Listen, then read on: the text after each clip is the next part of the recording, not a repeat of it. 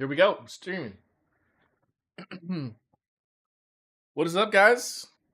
We back. What's going on? Late night live stream. What's good? How you All doing, right. Austin? What do I'm doing we fine. Hang on. Um, my name is Austin, My name is Josiah. and we are the Super Super Cinema Cinema Bro. Bros of New York City, Let's go. California. Let's Let's go. go. Yeah. Welcome All in. right, Mr. Welcome in. Josiah, Yeah. how are you? I'm doing good. Doing good. A longish day. We're here at the end of our night, closing it out well. Well satiated. Got the panther jumping out at you, and yeah, about to talk about a movie because that's a throwback to a year and a half ago. Only because there ain't nothing going on right now in the theaters. Now look, some people are watching Hard Eyes. It sounds like it's fun if you like slasher movies. You like romance movies. Yeah, whatever. I'm not actually interested in really watching a slasher romance movie at the moment. Maybe that'll change, but we don't count it. So here we're about to talk about Barbenheimer. Y'all been waiting. Y'all been asking for in the comments so often. Yeah, this is a double feature. Oh my goodness. Um, did not expect that. But anyway, yeah, Oppenheimer and the Barbie movie. Um, I've opted to start with Oppenheimer, Mm-hmm. and so let's run this down.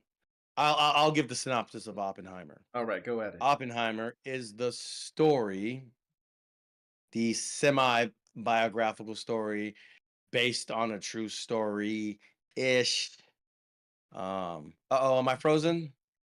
Am You I didn't crack the frozen? universe, man. You didn't broke fractured All right. reality. There we So go. it's kind of based on a true story ish of Mr. Oppenheimer. I forget his first name. Is it Jerry? I don't remember. Ned Um, Flanders. Ned Flanders Oppenheimer, the third Mm-hmm. Esquire. Yeah. It's essentially the story of the Manhattan Project and how we got the atomic bombs that were dropped on Hiroshima and Nagasaki during World War II. And it's the entire process and all the conversations and all the debates and all the arguments and all the politics and the bureaucracy that went into the final Mm-hmm. result of the atomic bombs. It's also the story of the scientific breakthroughs and discoveries, the testing that went on, the meeting of the minds scientifically, as well as the meeting of the minds politically, in terms of military strategy. And it Yeah. kind of catalogs all of that. And it also tells some of the personal stories of the characters involved, namely of Oppenheimer and his close Mm-hmm. associates, as well as Yeah. some of the other B characters or even bit characters. And it really is just the story of how the atomic bombs were made and the implications of them. Uh, Oppenheimer in the movie is being basically brought before a tribunal, and the story is told as he's kind of reminiscing through flashbacks. And yeah, it just kind of talks about all the ins and outs of what happened during that time, and Yeah. what people were thinking about it, and um, the players involved, what their philosophies were, what their politics were.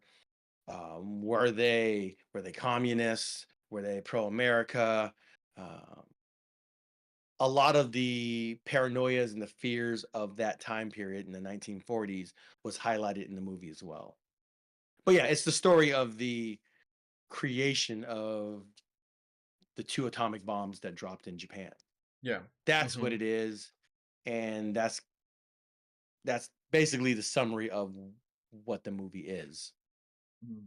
Now, the movie is a 3-hour movie. I think it's like right at 3 hours. And so Yeah, so it's a long movie. There's a lot going on. Um, we can kind of get into what we liked and didn't like about it with respect to the time. But yeah, it's about a 3 hour. It's it's a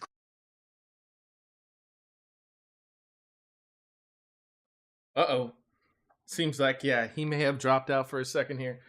Yeah, so I did wind up checking this out. His name was Julius Robert. I do remember them calling him every now and then J. Robert, but a lot of people were referring to him as like Oppie and stuff in the film. Chris Nolan directed, came out in 2023. Time's passing by. We finally bringing it here to you. Right now. shot for IMAX, and it's beautiful on the big screen. I believe I watched it 70 millimeter, and I so when did I too. watched it, Yeah. I heard the film roller in the Nice. background, which Yeah. was super nostalgic for me because I grew up watching movies in the 80s and 90s, and that sound was a very, very familiar sound. So Mhm. I enjoyed watching it in that aspect ratio just for the sake of hearing that old school film reel sound. Yeah. So that was Yeah. fun. Mm-hmm. Um, That all was right, good. so let's call that the synopsis of the movie. Let's get into the critical analysis of the movie. Josiah, do we want to start with likes or dislikes? What do you think? Let's start with dislikes. Let's go to the likes afterwards. Yeah. Okay, Josiah, what did you dislike about Oppenheimer? Hmm. Hmm.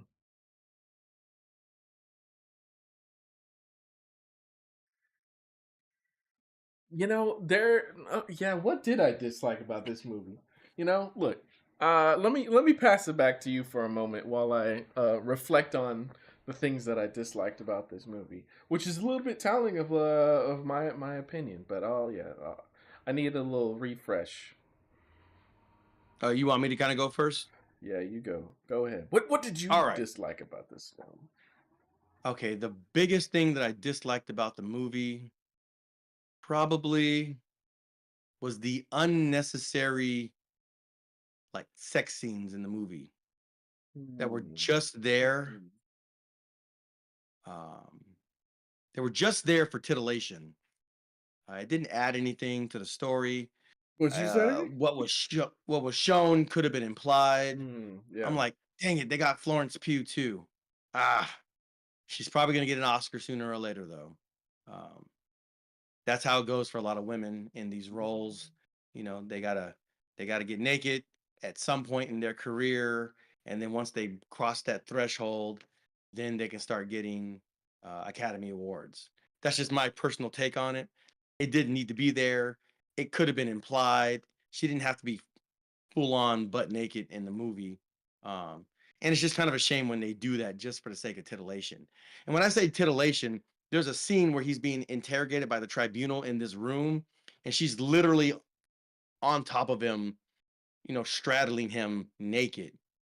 You know, it's There's that like moment. Yes. Mm-hmm. wow, this is this is this is weird. Like it just didn't have to be in the movie.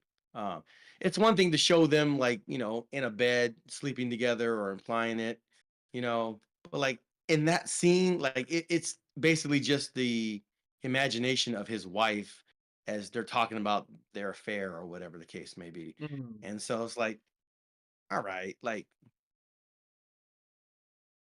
it's a 3 hour movie. They got to throw some TNA in there at some point, I guess. Mm. I don't know what the Mm-hmm. thinking was, but like those scenes could have been done differently without like, all right, let's show her completely butt naked. Like that didn't have to be the way they uh, ran those lines of dialogue or conveyed the fact that she was, sleeping with Oppenheimer.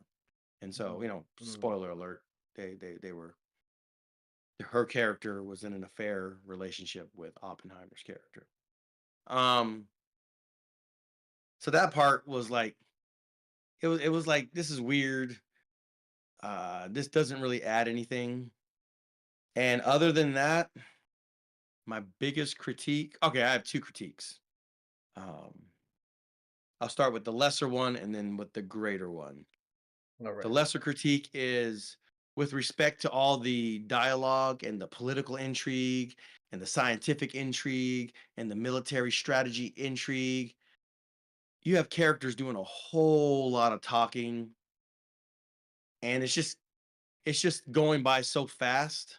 Um, and this kind of connects to something that I did like about the movie, which and we can get into that. But essentially, it's a 3-hour movie, but it really doesn't feel its length. This movie runs at a fast clip. It's just going and going and going and going and going and going.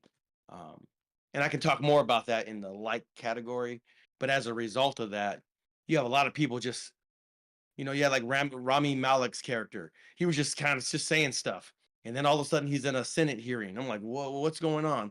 And Mhm. then this character's coming out of here, and this character, and they're all just kind of talking, and they're all being depositioned, and they're having this conversation and that conversation, and everything's moving. It's like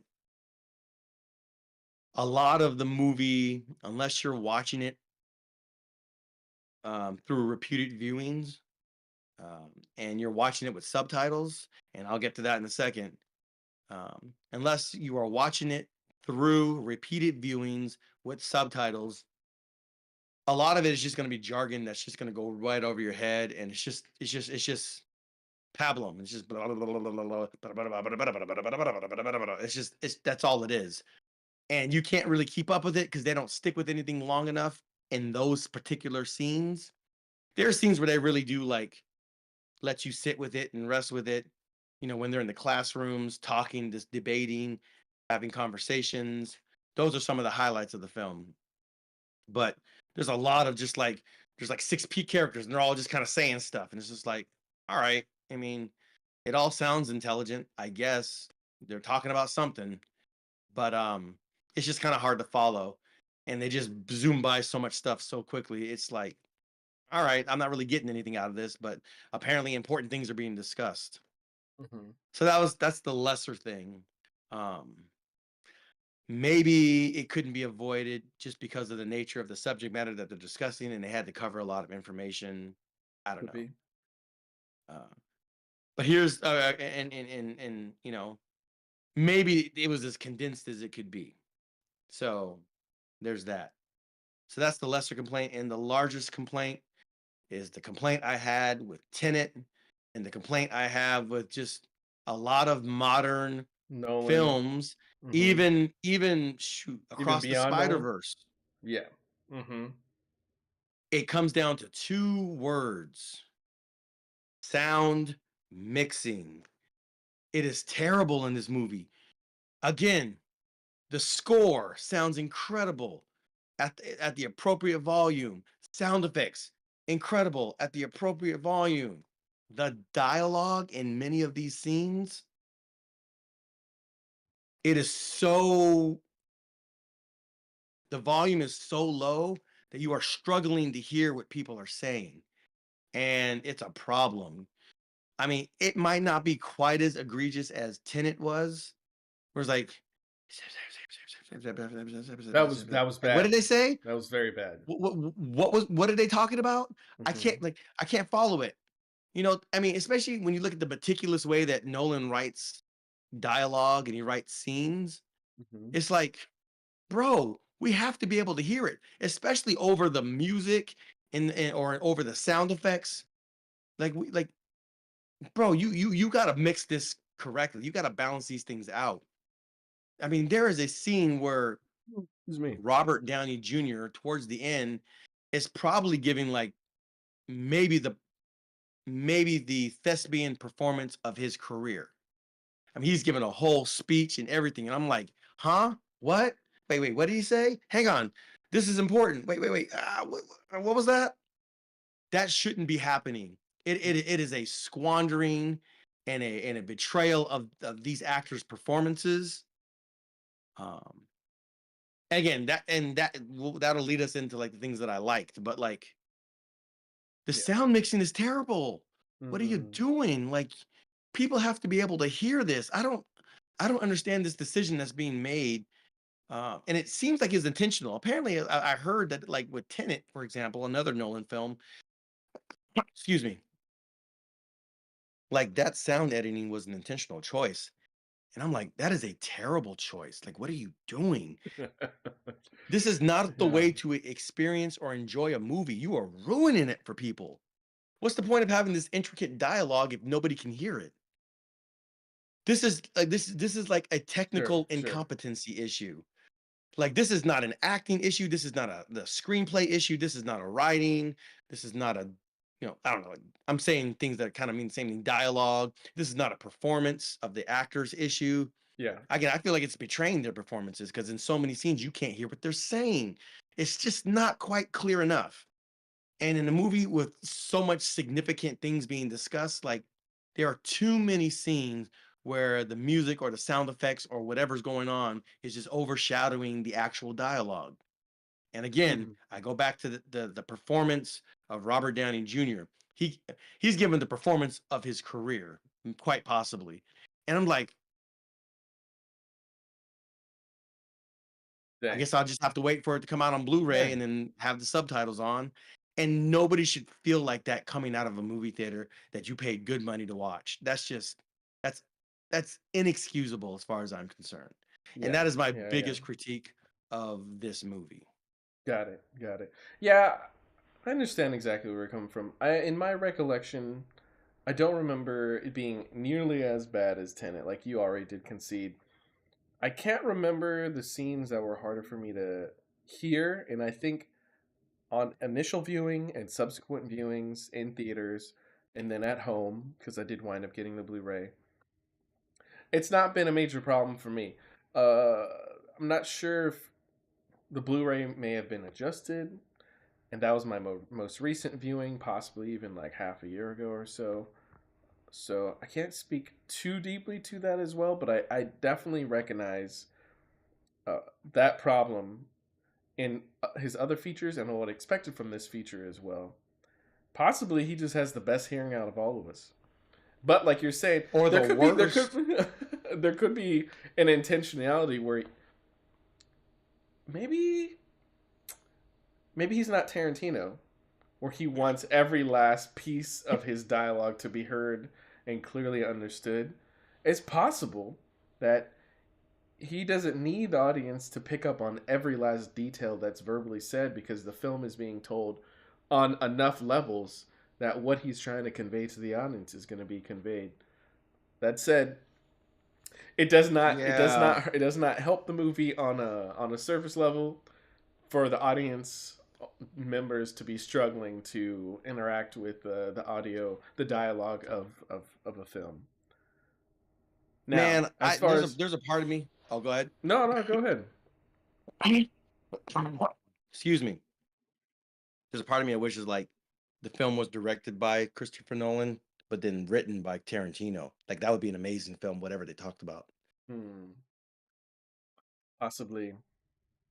I've yet, yeah, I haven't seen all of Tarantino's films, but hmm, I'd be curious to see what how he would handle uh dramatized biography of a real person, and that sort of connects into my thoughts on on the film and what might be negative for me personally. I've never read anything, any of the biographies of Oppenheimer or the events surrounding the atomic bomb. I know a few things, few details here and there from what I've gathered talking to some friends that are more interested in it or just in history books and in school. So it's a little difficult, a tiny bit difficult for me to critique the film from that standpoint. And it's possible that this film could have done a number of things better in executing a reality, but in execution of a film and an entertainment slash informative kind of medium that it is, I thought it was pretty successful in most of the things that it was trying to achieve. But now I will agree for sure they didn't need to have the nudity in there with Florence Pugh. It always feels uneven between lead actor and supporting actress as well, especially women to men. She's showing basically everything. He's just showing up topless. Not that I was looking to see things specifically. I'd rather not see anything from either of the characters, either of the actors. That said, the film handled it a lot better than other people would have. When you're talking about Tarantino, I think he may have handled it a lot worse than this. He's held back in a number of his films, so I might be a little bit too critical of him at the moment. We probably would have seen a lot more of her feet, but that's for sure. Now, um, so yeah, that's kind of it for me right now on the negatives, and possibly my proximity to viewing the film is a little bit further than it should be for me to be way more critical about it. But I also am not cinematographer in every area, and so someone may show up, may have the opinion of like they did a terrible job in cinematography or acting here or there or whatever. I don't think so. My layman's with small amount of knowledge of filmmaking and storytelling opinion is they did a great job with this film. Uh, it was able to capture me in on a number of levels, and I think it was smart as usual for the main story to be framed within the like human side of him, the struggle that he had, and the relationships that he had uh, at the time. So going into the things we liked about the film, I guess I'll open up on that myself. So much, so much. My absolute favorite thing about this movie, easily by a mile and more, Gary Oldman. That A dude's Country acting. Mile. It could be a country mile. Maybe it's a golf club mile. Who knows? Mm-hmm. Uh, Gary Oldman, one of my favorite characters of the modern age. His portrayal of it was Truman? No, not Roosevelt. Truman. Was it Roosevelt? No, FDR. FDR, FDR, yeah. phenomenal. One of my absolute favorite line of the movie is when Oppenheimer is talking to him and expressing his worries and concern about the situation on whether it should be developed, whether it needs to be done or not, and he's like, no one gives a shit who built the bomb, um, care about who dropped the bomb, and and then he kicks him out, calling him a crybaby, not to let him back in the room anymore. But Right. yeah, Gary Oldman just absolutely destroyed the role. Phenomenal, best characterization, acting performance, by far for me. Although everyone else was great. Look, Cillian Murphy, I respect him for what he did with the character. I felt for him. I didn't feel like he was acting. It felt like I was immersed in all the characters any given time. So from a directing standpoint, I think the not only did he direct everybody fantastically, but he picked the right what for well. It seemed to be that he picked the right takes for everything. Uh, build up across the film from them building the bomb, layered with his relationship with his wife, and layered with his relationship with his Florence Pugh's character that he had a relationship with layered with his struggle with Downey Jr.'s historical character in the film, absolutely enthralling on every Einstein. level.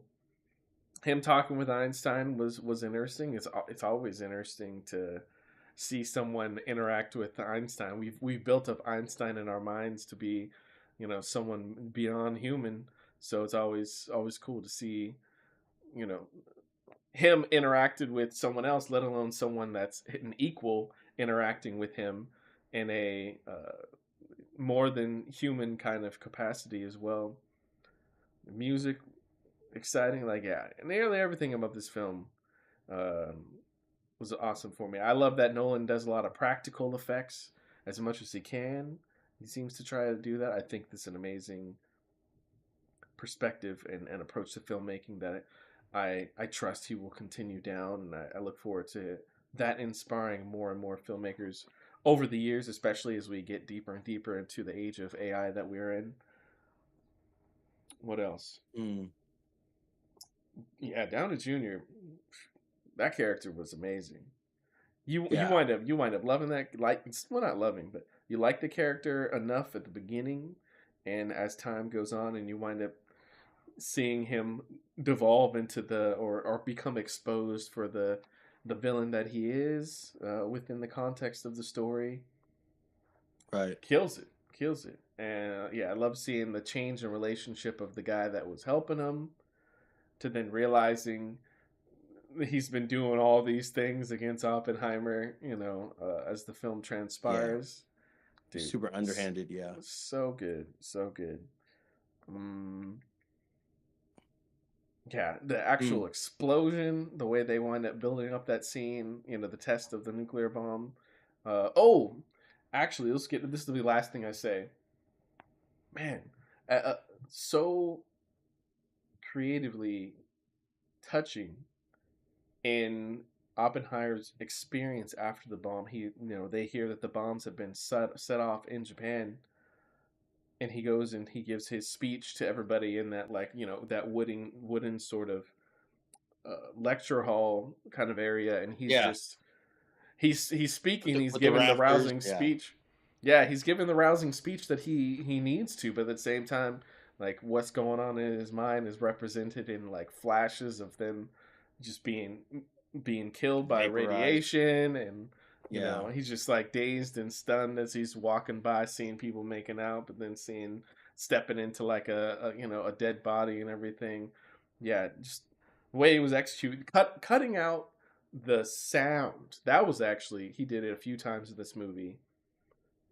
Phenomenal choice to just go from one extreme to another, and then just sit in that silence and just see what's happening with the characters' faces and their expressions. Like, oh, it's so right, powerful. I loved it. What about you, yeah. man? What you like about this movie? So, as I said earlier, this movie is 3 hours long, but it does not feel its length.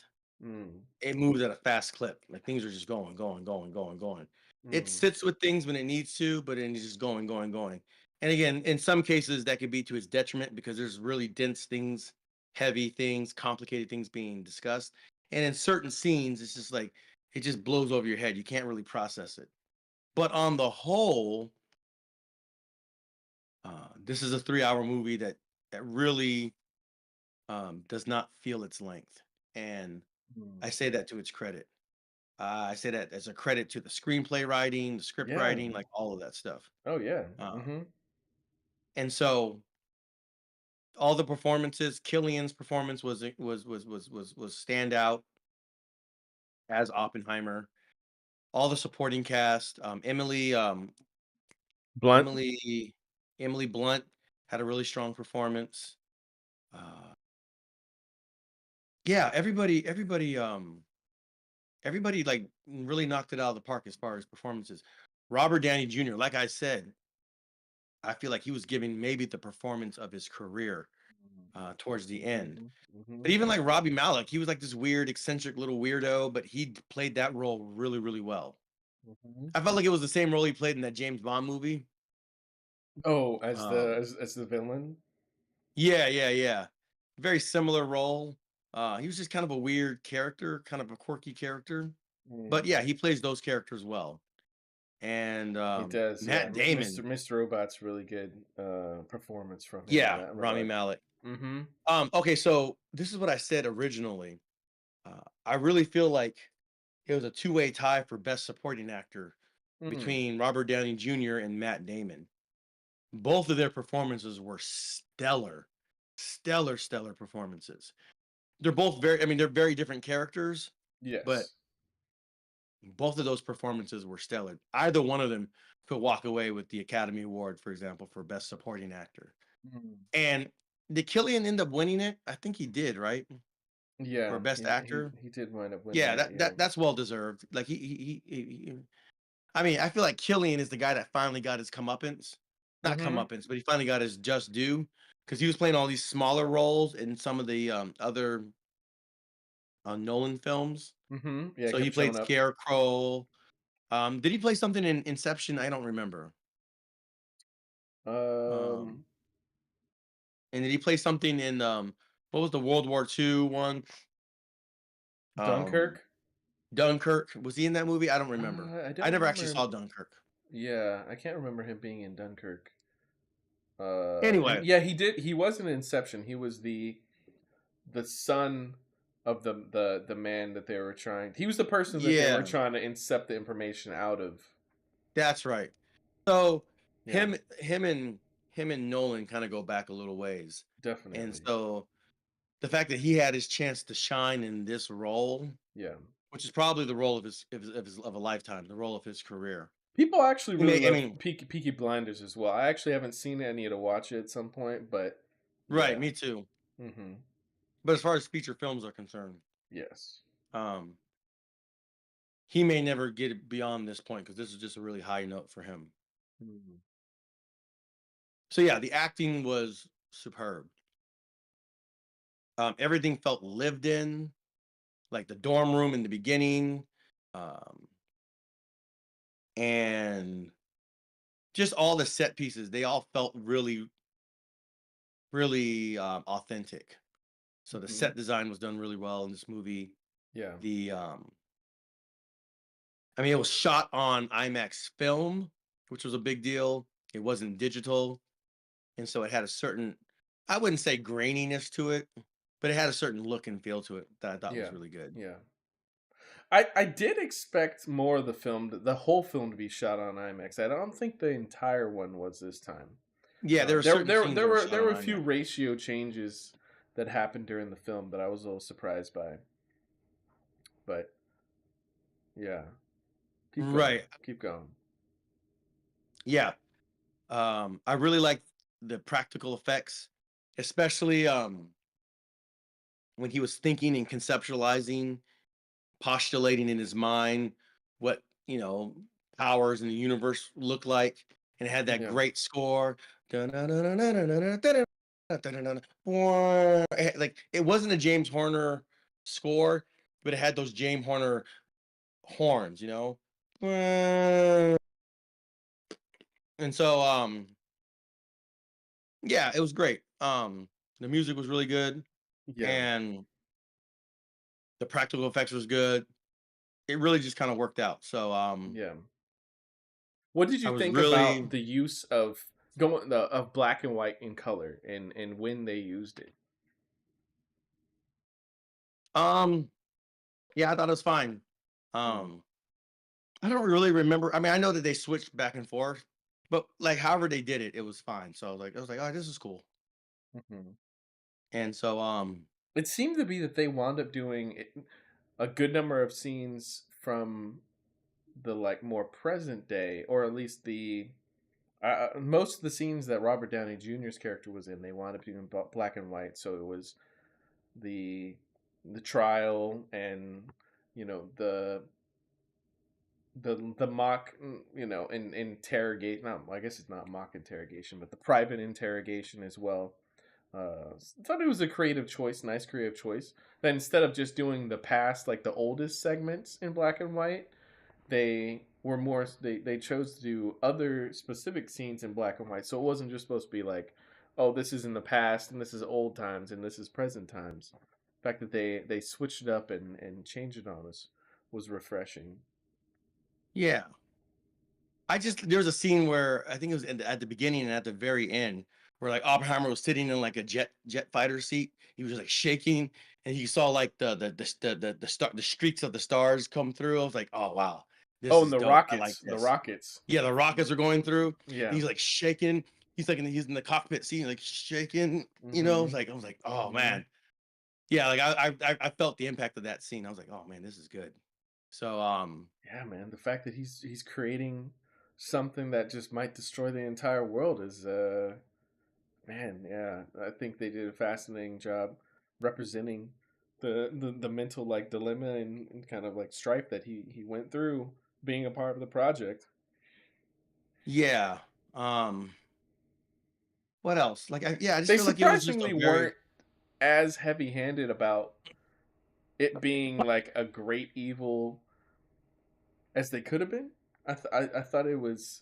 I mean, they're not like, this. They're not painting it as like a completely good thing that the nuclear, bomb was created, but they're also not trying to drive America into the mud, and blame it for all the evils of the world because of the creation of it. Y- Yeah, so about that, because I don't know the history and I don't know the Mm-hmm. biography of actual Oppenheimer Mm-hmm. and like what exactly his views were and how they might have changed over time. Mm-hmm. I felt like that messaging was kind of like garbled and mixed up and kind of convoluted in Hmm. the film Mm-hmm. because like it's like the film's portrayal of Oppenheimer couldn't quite make up its mind as to like was he for it, was he against it, was he kind of for it but kind of against it at the same time. It was just kind of like wishy-washy. And maybe that's the way he was in real life. So if that's a historically accurate portrayal, then that's fine. Mm-hmm. Um, but yeah, I mean, because I don't know, I can't really make a judgment call on that. But it was a little bit like weird and convoluted. It's like, wait, Mm-hmm. are you for it? You supported the work on it, but you don't like the outcome of it. But I don't know. And so So Strauss, that Downey Jr.'s character, that was one of the things that he brought up, as he was defending his, in not insidious, but his, backhanded actions, and trying to tear him down. He was saying that he helped build up Oppenheimer to be this, this great American hero, um, while at the same time now he's trying to like backtrack in a number of ways. I forgot the line that he specifically says, but he winds up taking, responsibility, or taking ownership of being like, I gave him exactly what he wanted, and now he gets to, you know act as if he's a reluctant, creator of the project, and he gets to do that because of my actions. I thought, yeah. yeah. Mm-hmm. And then there's like the big there was kind of like this competition between the atomic bomb and the hydrogen bomb and the development of both. Yeah, he was opposing that. Mm-hmm. The Yeah. hydro bomb, because And it so was significantly stronger. Yeah. yeah. So Mm-hmm. again, some of that is like because I don't know the history, I don't know how accurate or inaccurate it is. Like, okay, Sure. it's fine. It's part of the movie. I don't really feel strongly enough to, Sure. Mm-hmm. come down on it one way or the other. But as far as the acting and the execution of it, it was done very, very well. Yeah. Mm-hmm. So yeah, that's pretty much my take on it. There's a lot of memes and a lot of like clips of the that part of the score when he's dreaming. Dun-dun-dun-dun-dun-dun-dun, dun-dun-dun-dun-dun-dun-dun-dun-dun. I saw people like pop locking and break dancing to it on Instagram. Um, Yeah. like people were using it for all kinds of stuff. I'm like, this is great. I like this. That's the mark of a Mm-hmm. good score. So Mm-hmm. yeah. Last words regarding Oppenheimer from me. Yeah, definitely check it out. Um, it's a great movie overall. Um, just a few hiccups, namely like the salacious nudity that was completely unnecessary. Um, and yeah, just some the pacing is good. There's just some areas where the pacing maybe is so good that stuff just kind of gets jarbled and lost in translation because they're just talking military ease or science talk. And if you don't understand what they're talking about, it's just going to go over your head. Sure. Sure. Yeah. But that aside, and the sound mixing is terrible. And some really important scenes where you needed to be able to hear the dialogue, Mm-hmm. it just drops the ball. But aside from that, and especially if you can watch it at home with subtitles, that can be forgiven because then you can just read it and know exactly what's being said. Okay. So yeah, I totally recommend this movie. It's a great watch. Yeah. Who would you not recommend this to? Or, who do you think, maybe should give this a pass? Lames and goofs. children, babies, and women. No, I'm just joking. Yeah, send your emails to Super Cinema, bro. I'm not actually gonna give out our email. We're not doing that. But No, no, no, no. yeah, Yeah, I don't know. I don't know that. I mean, well, I forget the rating was it rated R? It I probably think it was was an rated R, R. right? Had to be Yeah, with the nudity scenes. It had to be an R. exactly, exactly. So given that, don't be bringing your children under age of Yeah. 13. Otherwise, it would have been like a Possibly. regular, a straight. Yeah, it would have been a straight. I think there was some language here and there, some f bombs dropped. Yeah, yeah. Otherwise, it would have just been a straight PG-13 movie Yeah, it for totally sure. would have been. And that said, I don't know. I mean, there are and there will be some people under that age that would enjoy it. Can't recommend it to them.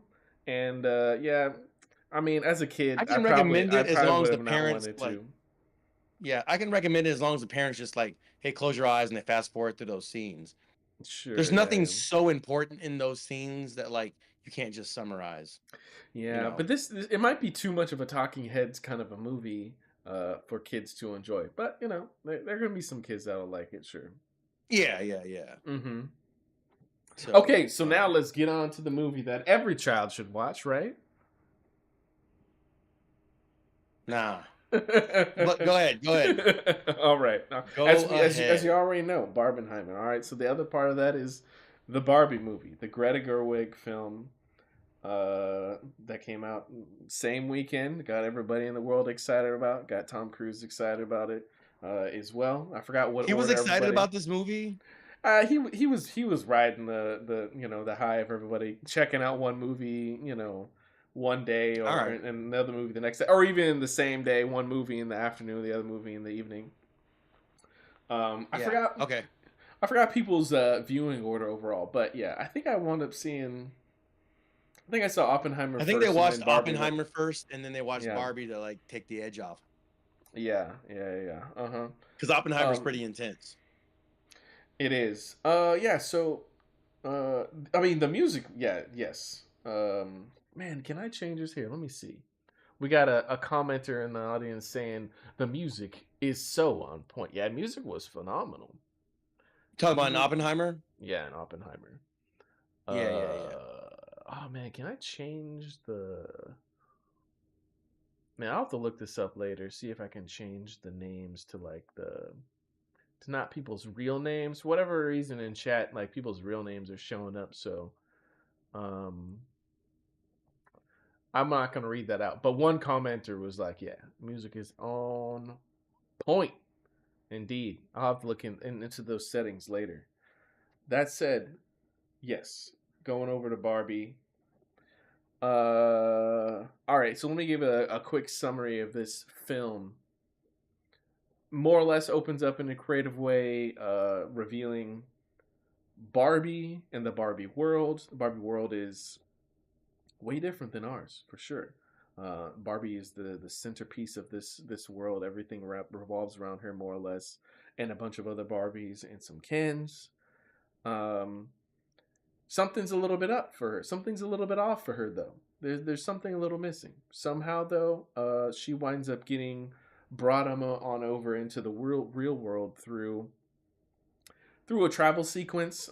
She more or less travels with Ken to go from Barbie world to human world. When she's in human world, she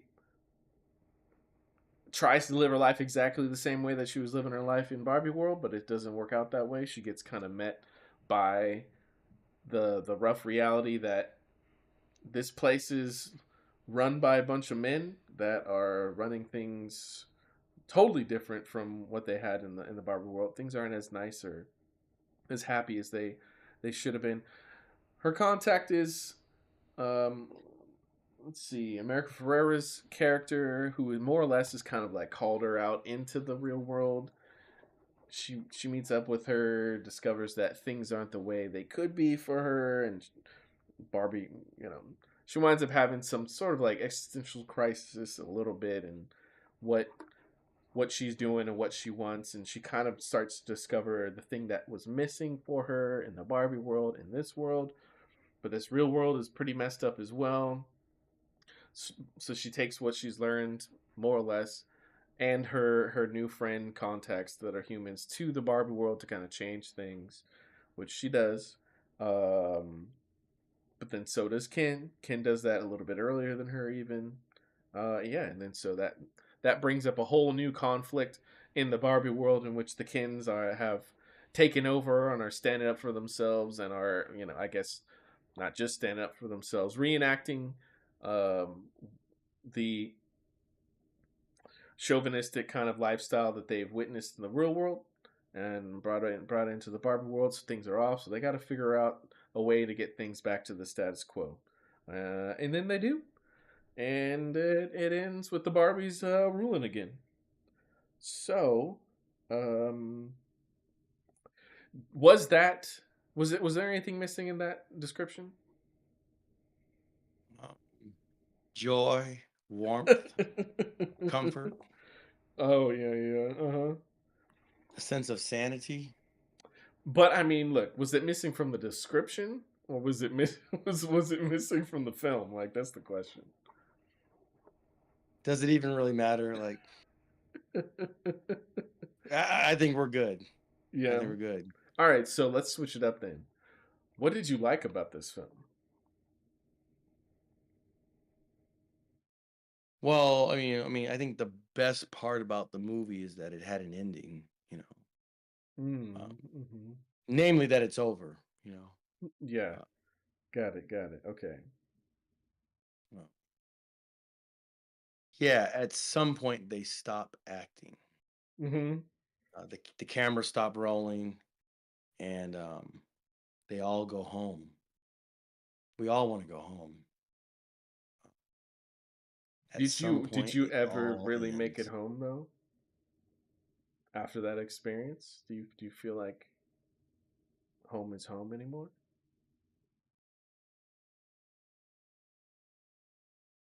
That is the question, right? Um, you know what?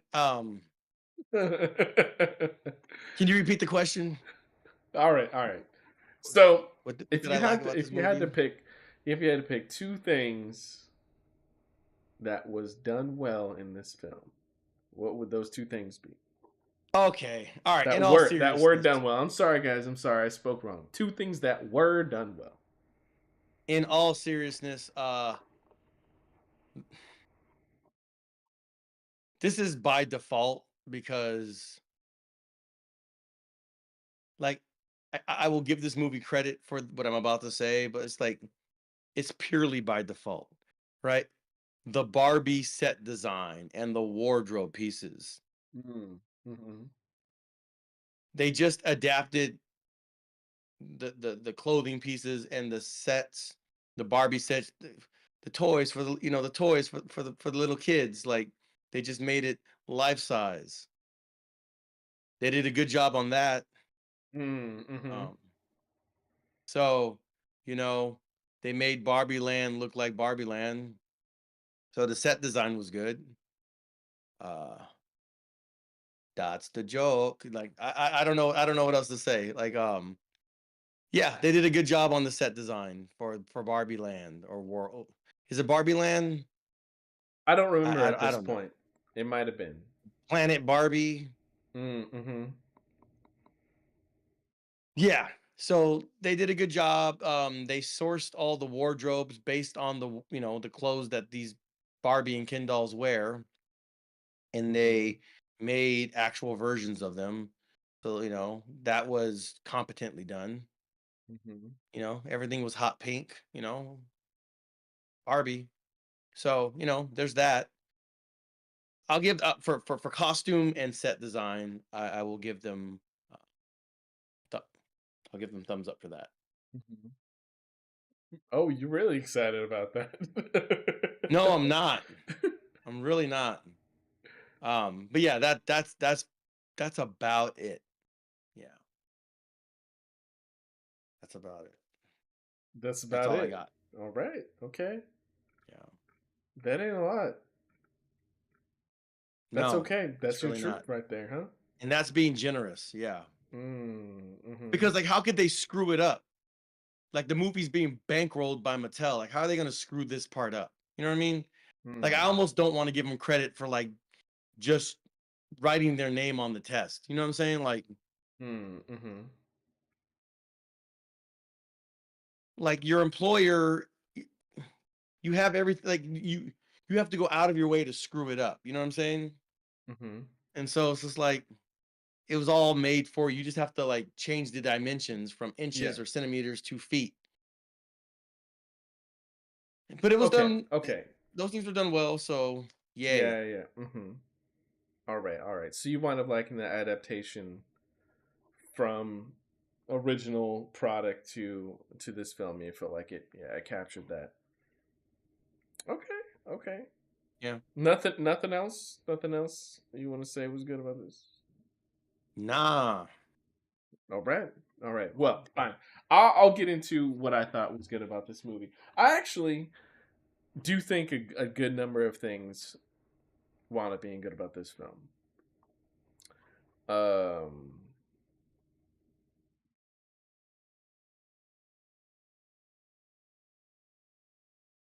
no, I'm just messing. Yeah. Yeah. So I actually did think most of the performances were good. Were solid enough to be okay. I'm not just saying solid enough. Oh, let me think about it. All right. So I wound up liking Ryan Gosling in the film. I think Ken wound up being my favorite character in this film by a good amount. Um, he wound up committing to the role. He committed enough to the character and the personality of the character. I think that was executed uh, comedically well. The deeper moments that his character has, I think he personified them in line with the like intelligence level of his character. So I think that was executed fine. Margot Robbie, she did. Yeah, most people's acting in this film I thought were as good as that you would want to be for the film. Nothing absolutely blew me away, but yeah, there wasn't anything. Well, there were a few side characters in which their acting was a little bit like underwhelming, but they're not important enough characters, and I think overall they're trying to act in a comedic way. So it's a little bit hard to tell sometimes if like they're being a little more stiff or just weird just because it's called for and they're trying to be funny. There's some funny moments that wound up landed for me, especially surrounding Ken experiencing the real world and trying and figuring out like what it's about and getting the wrong ideas about stuff and going back. I actually really did like the set design, uh, the way they like you know woke Barbie up in the morning and like moved her out of her house and all that stuff. I think it was fun enough. There that it's hard not to enjoy the "I'm Just Ken" song. I gotta say it was catchy for me.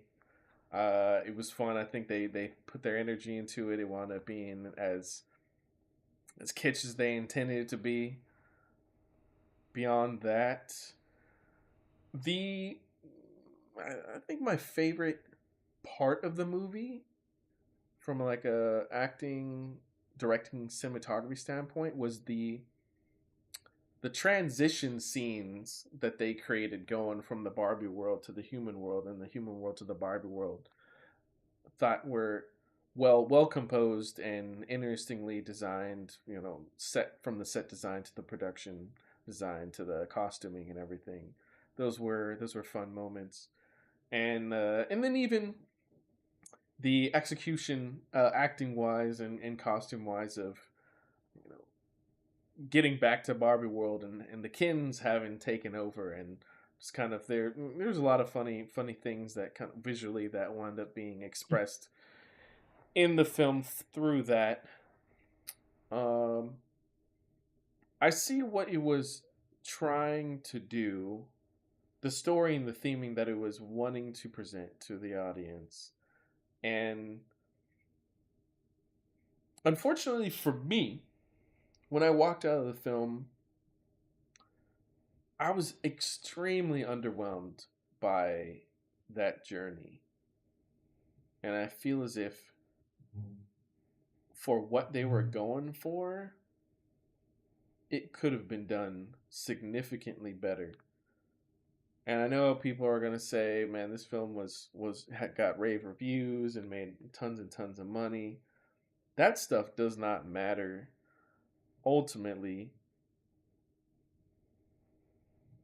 whether it made money, whether everybody in the world likes it, does not change the fact that there are a number of things done poorly in this film, in its theming, in its messaging. But I'm sorry, I'm going on a tangent already about things that I like. Yeah, it's going back to things that I like. Sorry, real fast. I always do like watching Will Ferrell. Will Ferrell. He could have been given a little bit more, but yeah, I think I've gotten to the end of it myself too. There's some good, cool, some nice visuals, special effects that are done creatively. Man, I'm just mining for nothing right now. All right, let's move on. Let's move on. Go ahead and go to what you didn't like about this film. How about you go ahead and start? Me, okay, yeah. Yeah. As I was saying earlier, maybe no. I'm not making excuses. No need. Honestly, walking out of this film and discovering that like Barbie has chosen to give up her Barbie life and Barbie world to have a uterus and to go through a period and all of that. I understand what they're doing. It just didn't land in any way, shape, or form for me. She goes from being, yeah, yeah. She somehow, I guess, through the messages that she sent at the beginning of the film and before, realizes that her world is fake and she doesn't have everything that she should have, being that she's created perfect, and but she's created to be the perfect person, which means she's grown, she has nowhere to grow and will never grow. I think there's something interesting like within that, but yeah, for her to end the film in the way that she does, to forego, man, yeah, like any like wasn't there a different and better way for her to be like, I want to live my own life, dictated by my own means in my own path, and live it out whatever way I want to choose. Like, did it really need to just be boiled down to like whether she has a period or not? Like, I don't know. It's just, yeah. There's things about that. It just was like amazingly deflating for me. I was like, what is this? What is this? What was this? Why did this? Why was this the story? Like, I'm wondering from like a Mattel perspective. It's like there's the Lego movie where where they're like it's like celebrating creativity and like the creative like master building kind of world where you know and even having commentary on like adults playing with playthings and toys and trying to like stop their kids from enjoying themselves with their parents toys and stuff like that and and really just like getting the audience to acknowledge like this stuff is there to be fun. It's not there to be just on display. If you want it on display, sure, but like the core of Lego is the fun and creativity and relationships and bringing people together, not just shutting people away. Like that's even more than Lego needs. But at least I felt like it still would sell Legos within its messaging of like have fun in the Lego world and have fun with other people and do and create masterfully things outside of even the designs we've made because we've given you all the tools that we could for y'all to just do what you dream of and have a blast. But then for this movie, I'm like, okay,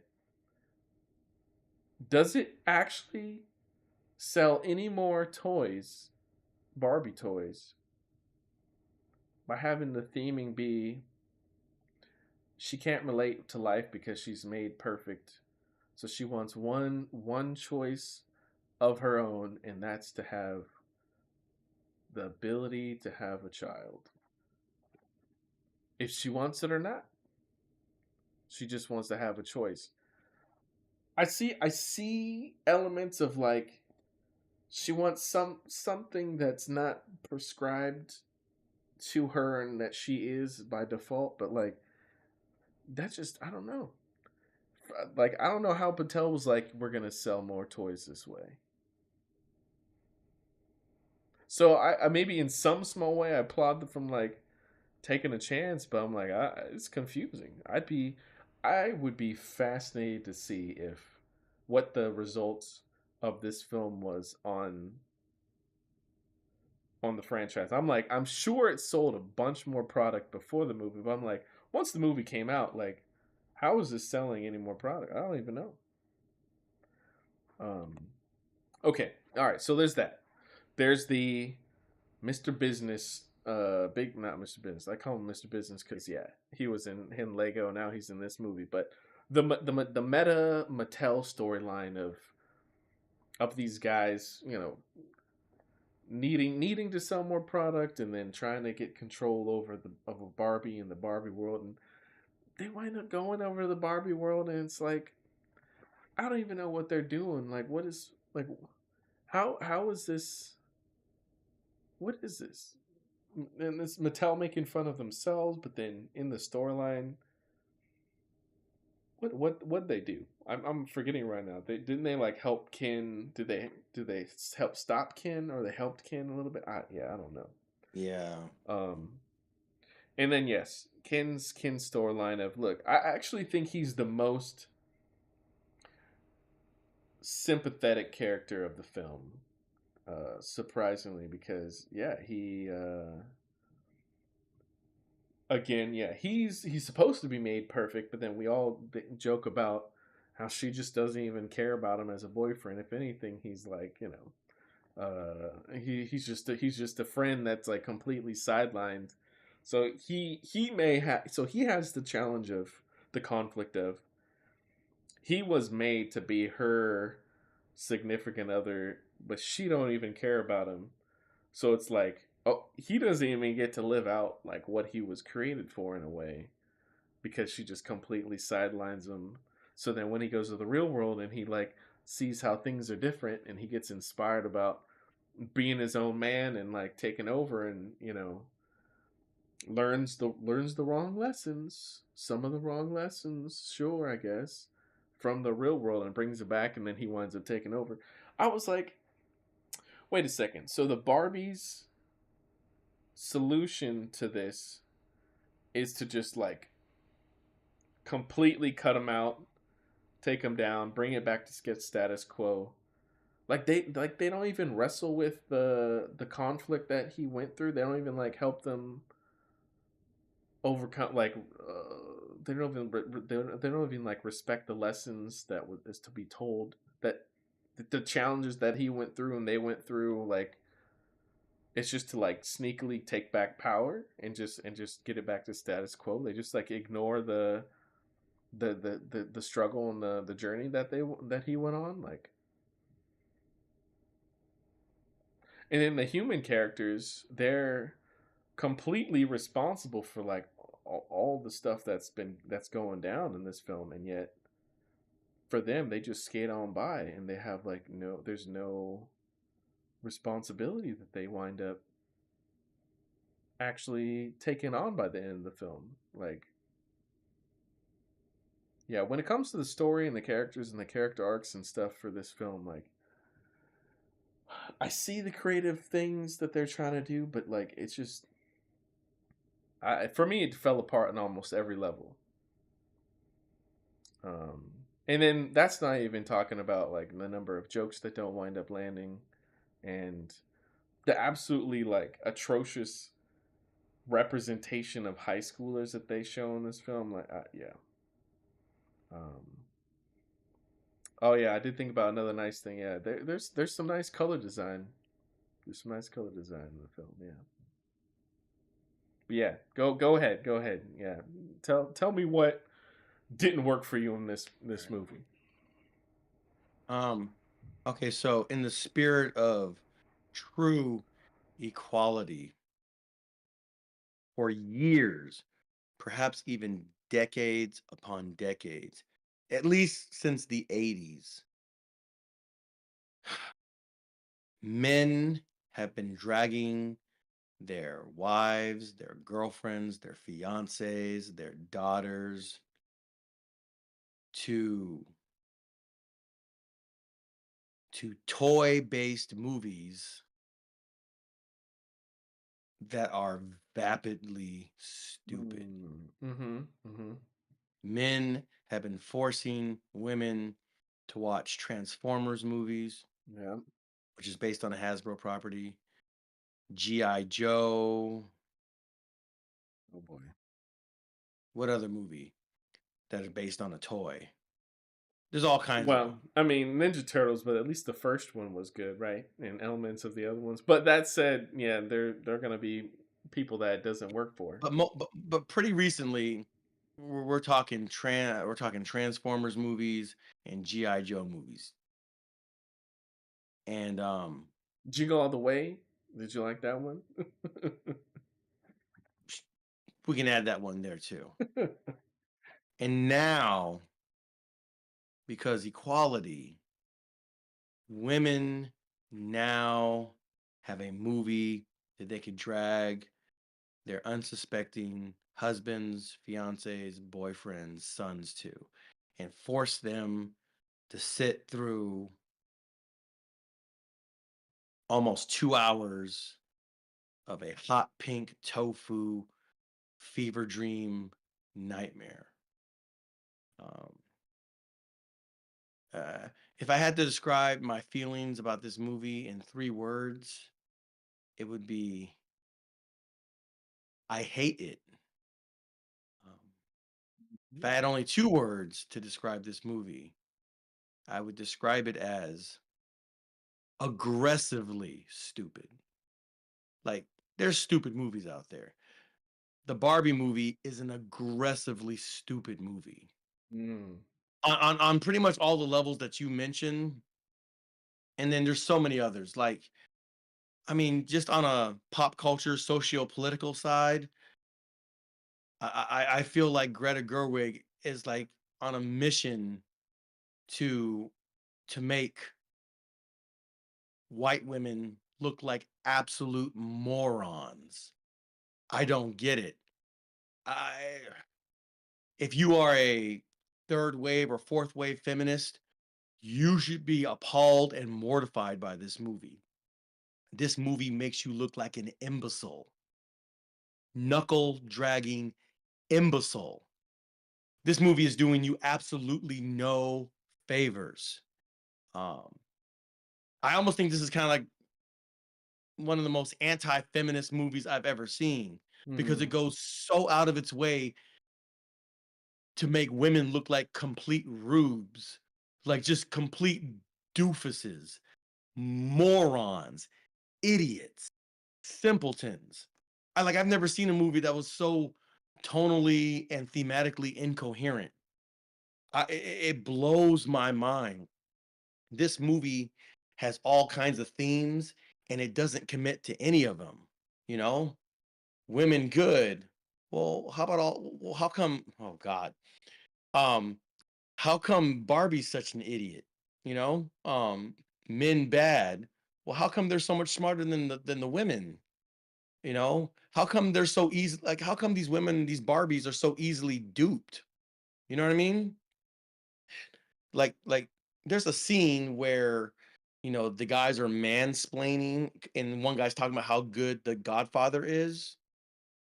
Yes. The Back in only the issue with that is that everything that the guy was saying was absolutely correct. You, he didn't look stupid. Maybe he was overbearing, maybe whatever. But the Barbie was just listening because the Barbie didn't know.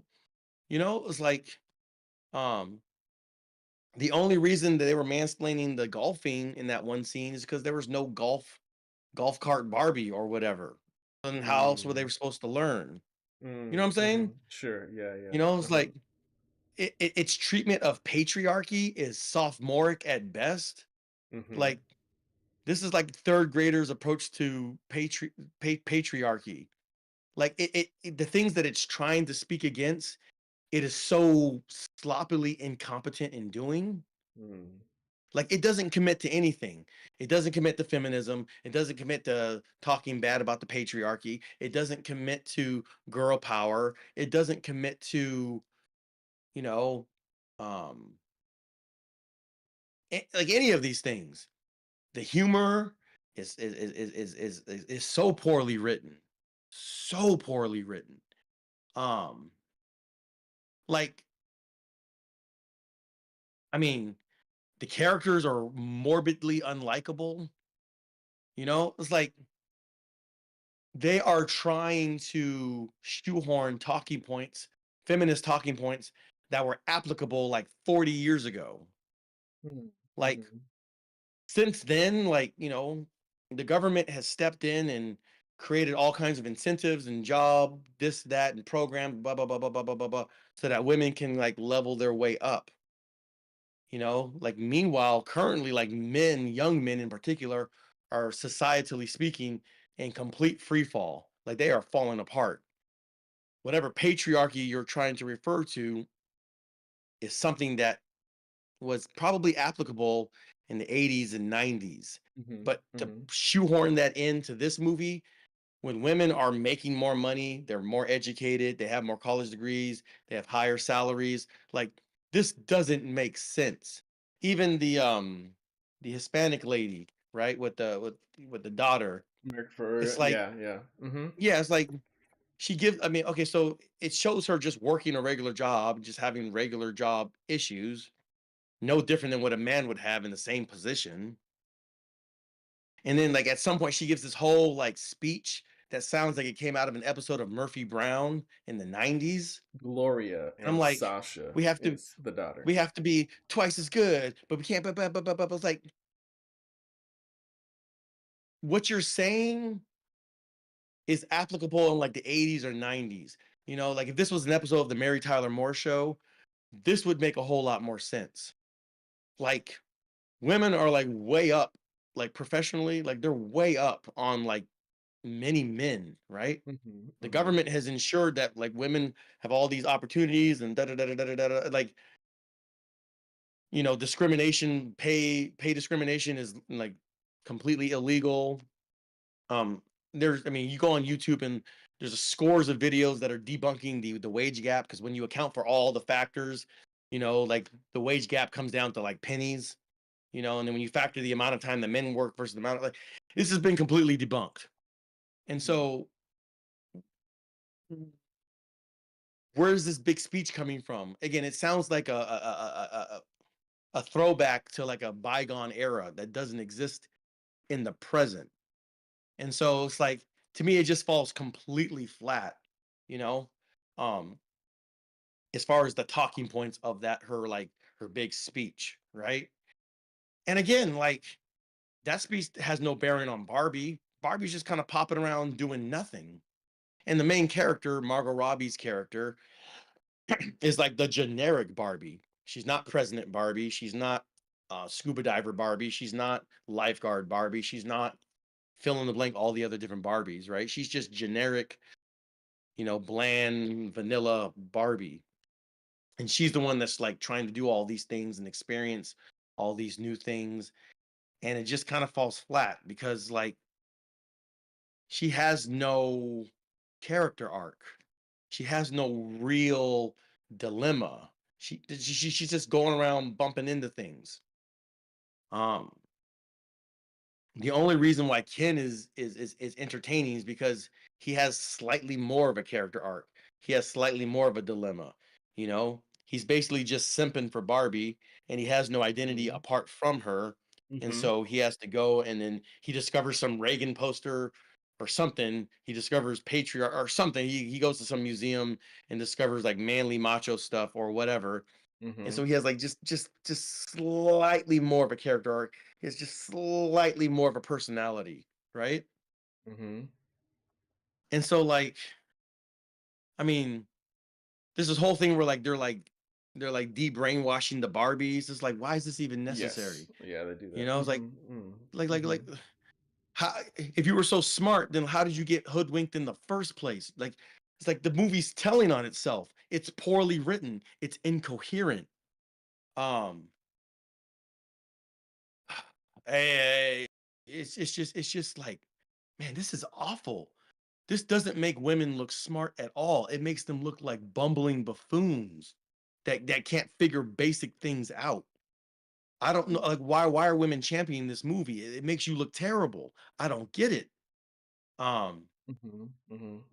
and listen, if you think I'm being just like just bashing on it because it's a movie for white women, which it is, like, listen, there's a whole slew of movies for white women that I would happily recommend more than this movie. Let's go down the list. A League of Their Own, phenomenal movie. Both of the Legally Blonde movies, they're totally fine. Um, Fried Green Tomatoes, Thelma and Louise, Alien, Aliens. Mm-hmm. Um, Yeah, Ripley's amazing. uh, what else? What else? What else? What else? What else? Aaron Brockovich.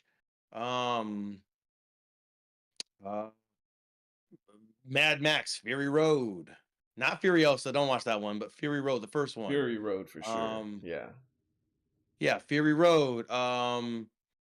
Contact. What's the one with Sandra Bullock? She's the astronaut. And she gets stranded. She has to make it back Gravity. to Earth. Gravity. I actually enjoyed that movie. That's a fun watching the movie theater. It's crazy. It's like it's Man, all over the that place. was You that was know, crazy to you have watch. to That was suspend all kinds of disbelief, but it's a lot of fun. yeah. Um, you watch Speed. You can watch The Net. Those are both Sandra Bullock movies. Both of the Miss Congeniality films. You know, like I've given you like a dozen movies. Oh, Clueless. Go watch Clueless from the 90s. That's a classic. So I've given you at least a dozen movies that you can watch just to show you that I'm not hard-hearted against movies that are tailored for white women. Mm-hmm. Go watch Mm-hmm. Mean Girls. You know, like Mm-hmm. um there's all kinds of movies you can watch that by leaps and bounds more successfully espouse the themes and the messages that this movie is incompetently bumbling through sloppily, right? Um, go watch those movies. By all means, go check those movies out. It is a way better experience than this Barbie movie. This Barbie movie is a dumpster fire. It is a hot pink tofu fever dream. I was just watching it. It was like it was like sleep paralysis. Like, imagine watching the GI Joe movie, and at the end of the GI Joe movie, Mr. Joe goes into the doctor's like, "I'm here for my prostate exam." Ba-dum, you know, like Mm-hmm. that's how this movie ends. I want to schedule an appointment with my gynecologist. That was the only time that I laughed. Because then I saw the credits rolling and I thought, oh, they're serious. This was supposed to be like, this isn't a joke. She's like, this is supposed to be empowerment somehow. I mean, that was the only time I laughed. I was like, man, this is crazy. Yeah. This is Yeah. Yeah. amazing. This is complete schlock. And then again, like the real life characters. Okay, again, Will Ferrell's character. He's like Mr. Boss or whatever. This is poor man's Will Ferrell. You've seen better Will It Ferrell. wasn't. Yeah. It wasn't a good.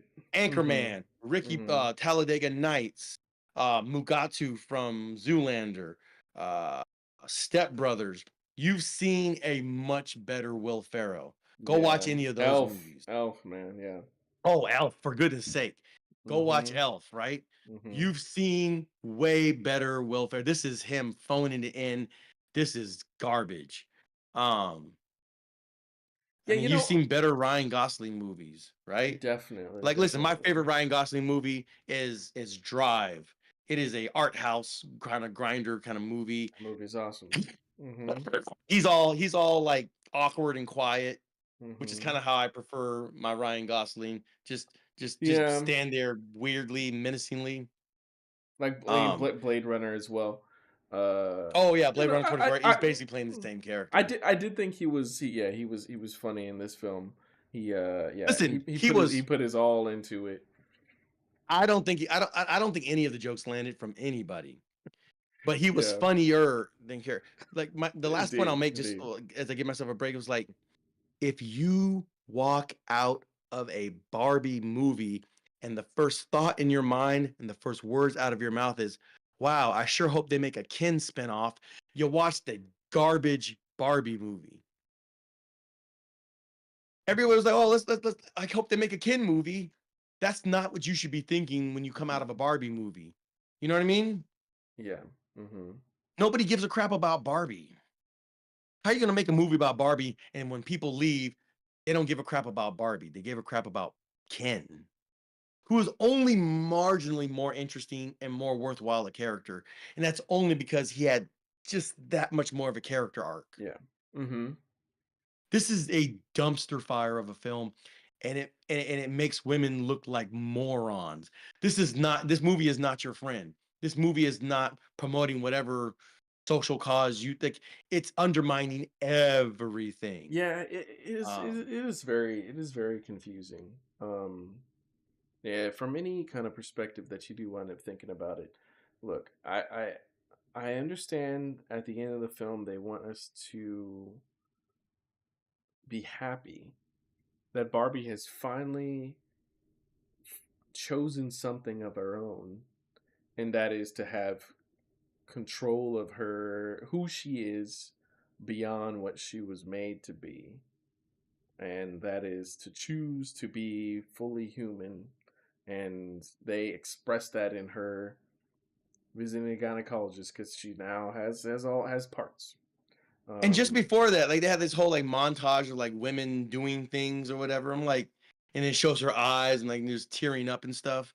I'm like, this is like the most pandery attempt at like conveying emotion or making you feel something, it and it is totally yeah. falls flat. Apparently, there's a It's scene where very she's ham at the bus fisted. stop and like the original Barbie girl or whoever was there.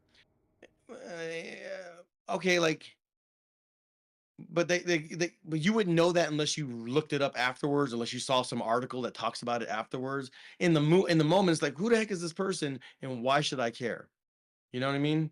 Hmm. Um, Hmm. just a lot of just really lazy, pandery kind of writing, and then the whole chase scene where the Mr. Boss is chasing her, and they're like trying to make it all funny. It's like this is really hacky. This is bad hacky writing.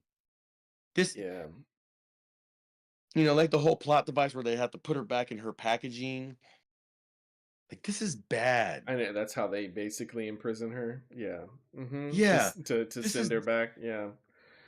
yeah. Listen, It's I didn't confused. like those It's transitions. I thought it's that was dumb too. yeah. Uh, And then like It's was it Pedro what's his name? Senna's character, John Cena. the not John Cena. What's the guy Cena? His last name is Cena. He was Scott Pilgrim. Oh, Michael Sarah. Michael Sarah, sorry, Michael Sarah. His character was completely useless and pointless. Um, Him being the odd out Ken's best friend character. Hmm. yeah. Yeah. And then He was a I failure listen, too. I gotta point this out.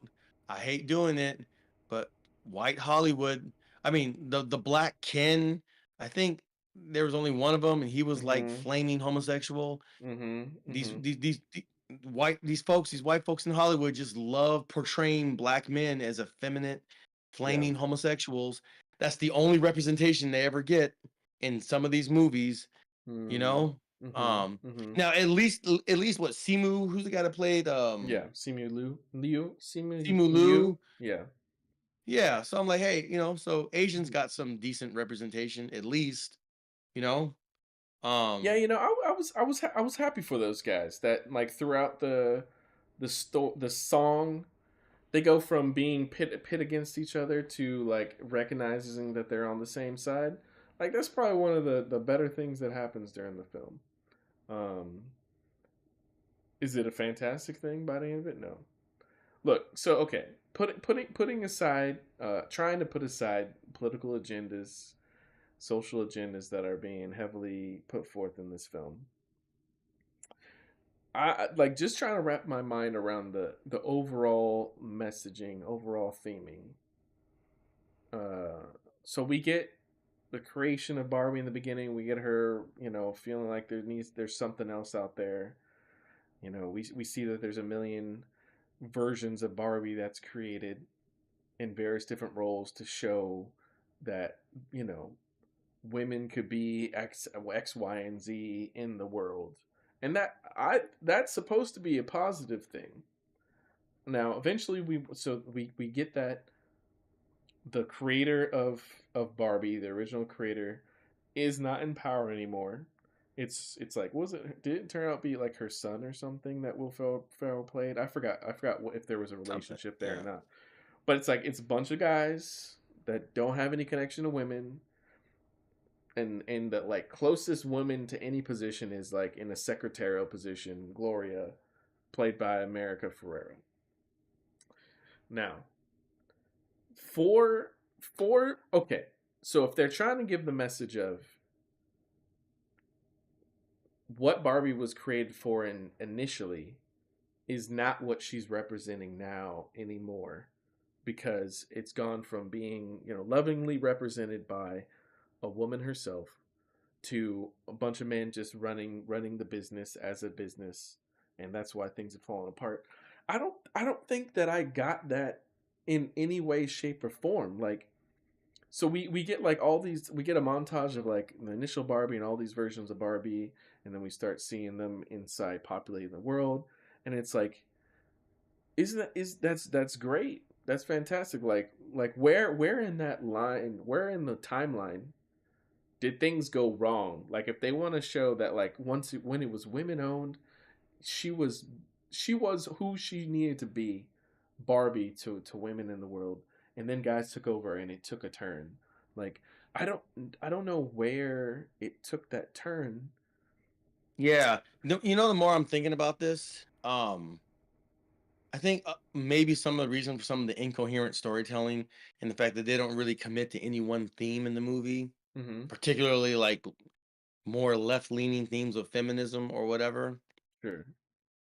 And apparently there was some controversy about the map that was created. They didn't Hmm. include some countries or something like that. Oh, okay. Uh, there's some controversy about like the map that was showing the Barbie world or something like that. Got it. Well, I believe it. Yeah, some people could be upset if they didn't represent Think places. that a lot of that has to do with the fact that they're trying to make this a China friendly film. Mm, Um, mm-hmm. I'm thinking like that's probably why there's hardly any black people in the movie because just look at the Star Wars posters and how like in the American Star Wars posters, Finn, he's like this big, and then the Chinese poster, he's like that big. Yeah. I I'm just saying, these posters, I mean, there's not that many. I mean, even in the American poster, there's no black people in the movie. But like, I'm just as an overall thing, like they're trying to sell this movie in the States, and they're trying to get a lot of that money from China. I don't know if this is exactly what went into the calculus of how this movie turned into the dumpster fire that it is, but it's just I'm thinking it's like that might be part of it, and maybe that's why like Simu Liu probably had a prominent role at least. Oh, look, Mm-hmm. look, look, look, look, look, he's one of us. He's one of us. It kind of has that like sense to it Mm. because I don't think there's a lot of like Asian Ken dolls in production. You know what I'm saying? Yeah, so I can definitely But that see is something that. that would play to a Chinese audience, to a Chinese Yeah, market. yeah, yeah. I mean, to Well, I mean, that could devil's just be me being advocate. cynical. Yeah, devil's advocate for that regard. What was it? President Barbie and a number of the Barbies. They were representing a good number So of Issa Rae minorities. played President Barbie. Yeah. Um, Mm-hmm. yeah. So I mean, yeah. So a black woman, they made her president. Mm-hmm. Cool. Like she didn't do It's both a anything pro to and a like con, yeah, because she's she didn't yeah. do anything. Like it's just Mm-hmm. she was just kind of there, and like she's President Barbie. That's fine. But like she was about as interchangeable or replaceable as any of the other representations of Barbie. You know what I mean? She was there. I mean, it's fine. It's great. Whatever. Yeah, Like, yeah, yeah. but like, They sadly made a point where it's like, even though there are all these versions of Barbie that are supposed to make up their society, it's kind of that they're in the position because they're put in the position. And it's not like they have any ability to actually do the role. Strangely right? It's the enough, like, opposite of a meritocracy. It's mm-hmm, basically like a is it a plutocracy? Hmm. plutocracy or Hmm. aristocracy. Ladies and gentlemen, forgive me. I don't know which tocracy it is, but Yeah, yeah, yeah. Hmm. yeah, it's like they didn't show that they were better than the men that they were competing. Like, there's nothing. Again, does this movie doesn't commit to any kind of theme or tone. Like, it's just all over the place. It's just throwing stuff all around incoherently. Yeah. And so, again, if you want to make the point that like feminism good, patriarchy bad, like go ahead and make that point. Like, just make it coherently. This film completely fails to do that, right? Yeah, if you I make would be able, if you in the film making the point of like I get to be my own person by my own terms, I you need to have made that the major conflict like earlier in the film, like what was keeping her back? Like what was the reasons for her not getting to be the person that she wanted to be earlier in the film? You know, is it just that she's grown? Are they just trying to say like Barbie as a concept, as a thing, outgrew what she needed to be at the time, so now she's at a place where she needs to grow to another level? Like, I don't know. I'm not. It's yeah, just confusing. Like, who was holding her back? Was it the creator that like, oh, didn't write her well enough? Didn't create her like, because she was the very first one, and she's the perfect one, but she doesn't get to have any of these other experiences. She's just held back. Isn't it the female creator's problem then? Like that she made her that way or something? Like, I don't know. cool story, bro. Like, sure, if you say so. Again, this movie is vapidly incoherent. It is aggressively stupid. I didn't even talk about the kid, the daughter. Oh Oh, my gosh, yeah. this thing where like they make in these tropes in movies where like they make the kids like these snotty smart asses that are teaching the adults how life works. Dude, every single one of them. They went to a high school and it's like the entire group of kids are just tearing her down. They don't even know this woman. This woman's just showing up out of nowhere on their campus and they just obliterate her with what they're saying. It's like, is that the Like, message? Like you want your kids to just like tear somebody down that they don't even know who they are, like just from seeing them like at once in a second, yeah, like like these characters, these are just like the most insufferable, like unpleasant to watch, poorly written. You know, it's like maybe there are kids like that, and those hmm, kids suck. Like, listen, kids aren't that smart. Kids aren't that informed. Kids don't know what they're talking about. They just hmm, know what they saw on TikTok or YouTube or whatever. yeah, Like, they have no idea what they're talking about. yeah, yeah. You So know what's you know what's which is like. okay. Go ahead, finish Oh, what go you're ahead. saying. Oh, I was just saying, like, so to write them like there's like these like ascendant, intelligent, intellectual, like hyper intellects is so devoid and divorced from reality. These kids, I mean, kids today are undergoing like severe brain rot. Like, they have no idea. Like, Yeah. social media brain rot has destroyed these kids. These kids should, Hmm. every other word coming out of these kids' mouth should be skibbity, Riz, Ohio. Like, it is bad. Like, Yeah. it is bad. Like their elementary school kids are talking like this. Like, it is a problem. Hmm. Like, Hmm. the brain rot is real. These kids aren't sitting up like teaching the grown-ups what's what. Like, Look, it's not I happening in hope real life. I hope it's not the case. Hopefully, it's just like us going through 90s thousands, talking about things being dope and tight and hot and all that stuff.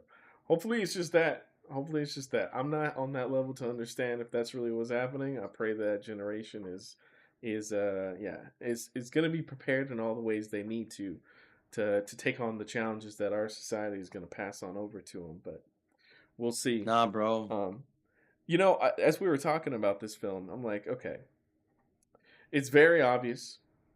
We have all these critiques about the characters in the film and what's happening.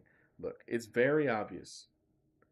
We're not stupid. We know that Greta Gerwig and the writers are writing directly to the audience.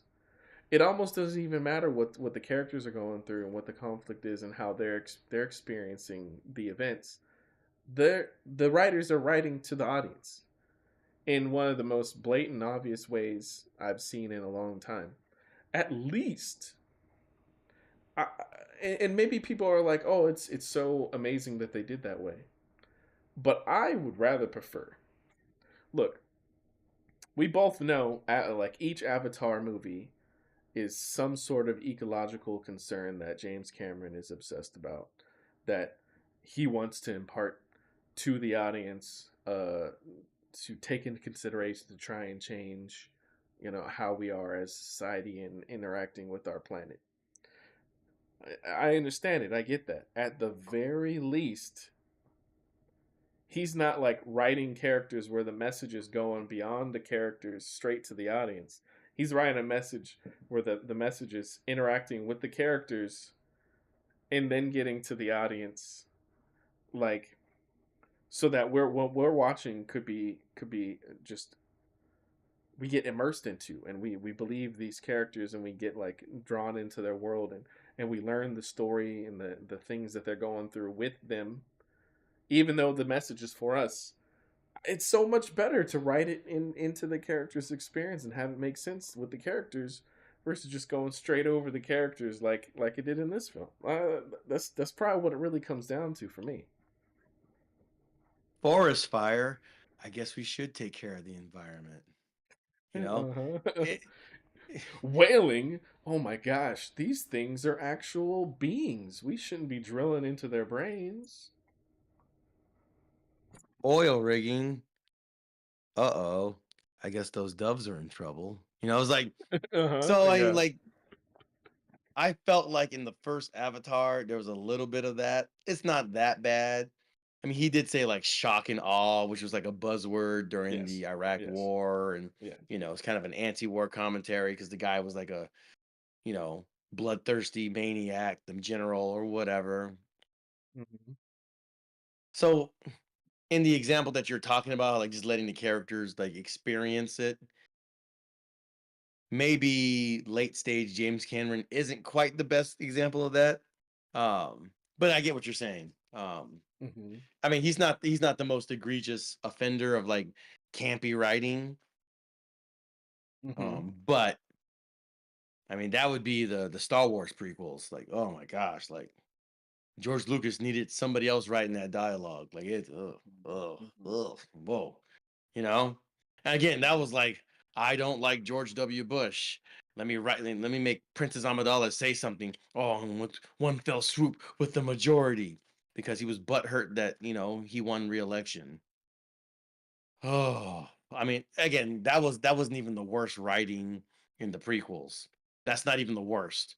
But it's just an example of like, all right, this is kind of on the nose. Hmm. Hmm. Um, uh, yeah, like I don't even think this movie really does that. Like I don't even like. I mean, there's a couple like in the end where they're driving her and like the husband, like the one of the few guys in the movie. He was like just trying to be a nice guy and learn Spanish, and the Oh, daughter was like, that's "Oh, that's right. That's cultural right. appropriation." That is some of the worst writing. It's like number one, you speak Spanish and he's trying to learn it. That's not even a good example of cultural appropriation. If anything, that's cultural appreciation. He's trying to learn to speak. This is the dumbest writing like. Yeah, here Again, here here throughout the movie, we thought that it was possible that the father was a completely different person than he turned out to be, that he was an absent father. And then we just no. get it that like he just being massively criticized for being maybe a bit of a goof, maybe a little bit ignorant of his surroundings, but in actuality, like, he didn't seem like he was an absent father in any way, shape, or form, or like, yeah, it was bad. Yeah, he just seemed like a regular guy, and his daughter was an absolute B-word nightmare of a human being. Insufferable B-word nightmare of a human being. Like, gosh, like Hmm. who writes these characters and thinks that they're like endearing? There's like nobody wants to be like this person. It's just like this is not fun to watch. This is bad. This is bad writing. This is a bad movie, Josiah. It's really bad, and I hate it. Um, You're so allowed in to have that summary, opinion, Austin. Even if socially it is decided that it is the wrong opinion. who says the wrong opinion? Who are these people that I don't care about that said this is Well, the wrong? Like, all right, people have been wrong before. It's fine. Like, whatever. I don't care. hmm Um, Again, I'm not the one trying to make white women look like morons. I didn't make this movie. This isn't me. I don't Okay. feel that way necessarily. I don't. I like. I'm. That's not what's going on in my heart. Like, talk to Greta Gerwig. Like she made this movie. Talk to Robbie Margot. What? Margot Robbie. Margot Robbie. Yeah, she's the one that produced the movie. Like, talk to them. I didn't do this to you. They did this to you. Your beef is not with me.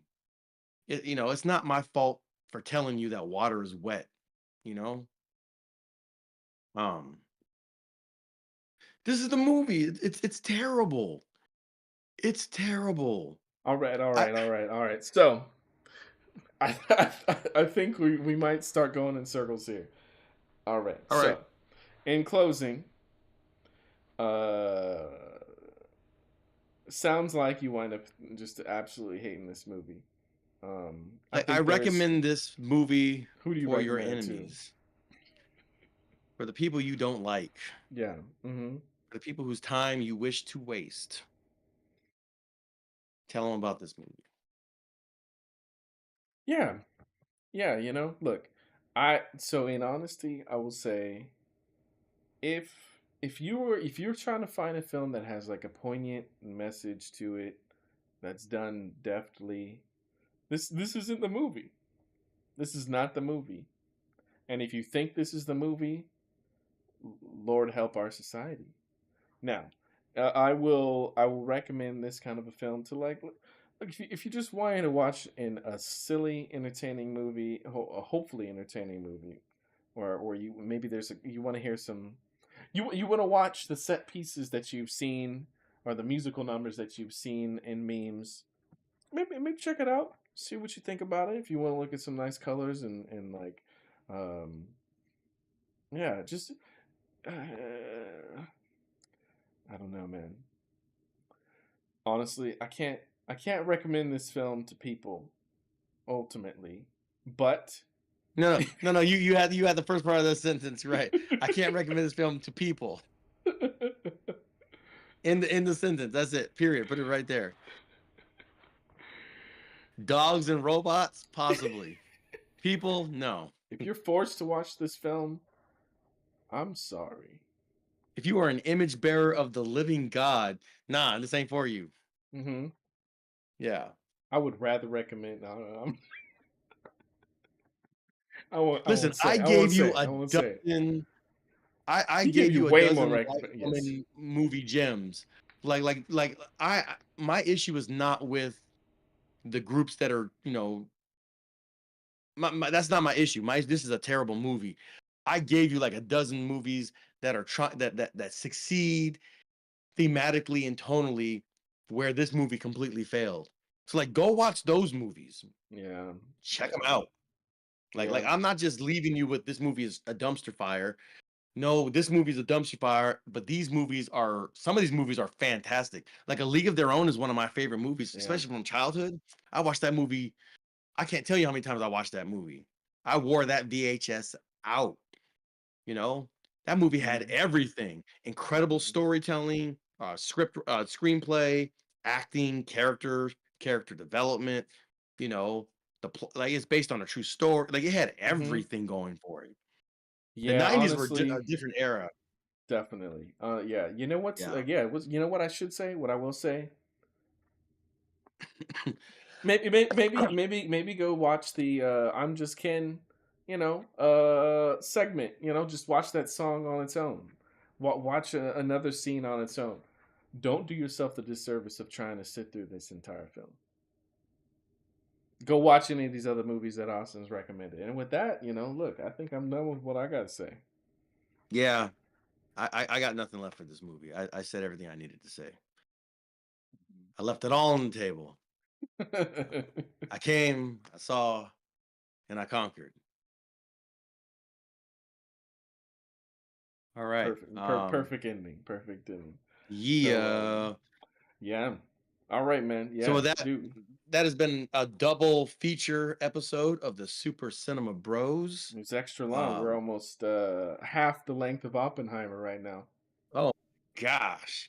All right. So listen, so far, 2025 is kind of a slow year up to this point. Um, I think Mhm. we're gonna watch